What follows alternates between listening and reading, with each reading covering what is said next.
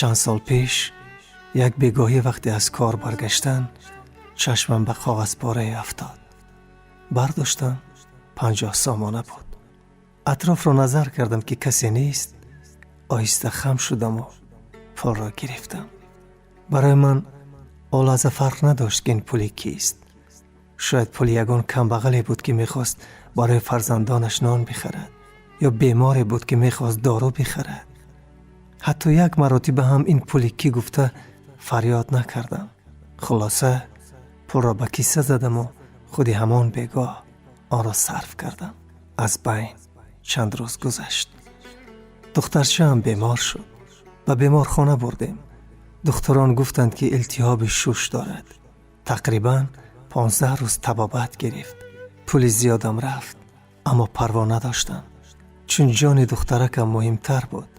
اصلا دخترچه‌ام که لاغر بود بعد این بیماری باز هم افگارتر شده بود. ترسی از دست دادنش عذابم میداد. خدا را زاری و تولای سلامتیش را میکردم، لیکن در دل میدانستم که این جزای همان 50 سامانی حق مردم خوردم است. شکر خدا بعد 20 روز سلامتی دخترچه‌ام خوب شد و از بیمارخانه جوابش دادند. وقتی در بیمارخانه بودنش در دست یک کودک هم اتاقش بازیچه را دیده بود و از من خواهش کرد که عیناً از همین بازیچه برایش خرم. وعده دادم که وقتی جواب شوی حتما میخرمد.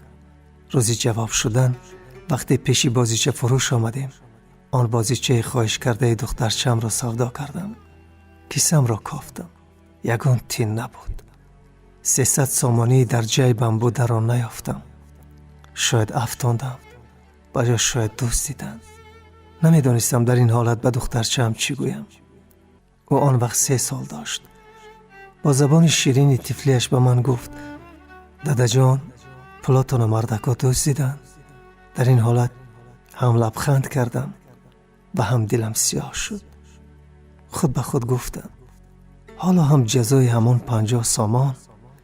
آلازه حتی راه کرا نمانده بود در کیسم. خلاصه قرض گرفته تا خانه آمدیم و فرد آن بازیچه درخواست کرده دخترم را نیز خریدم. از آن روز به خودم قول دادم که دیگر حق کسی را نمیخورم و از لقمه حرام چیزی به خانه نمیارم. بعضا می شود که هنگام خرید در مغازه فروشنده بقیه ام را زیاد می دهد. شاید فکرش به یگان طرف می رود. در حال پول زیادتیش را می دهم، یا بعضا می بینم که در تاکسی ها و اتوبوس ها رانندگان بقیه میزاج را کم می دهند.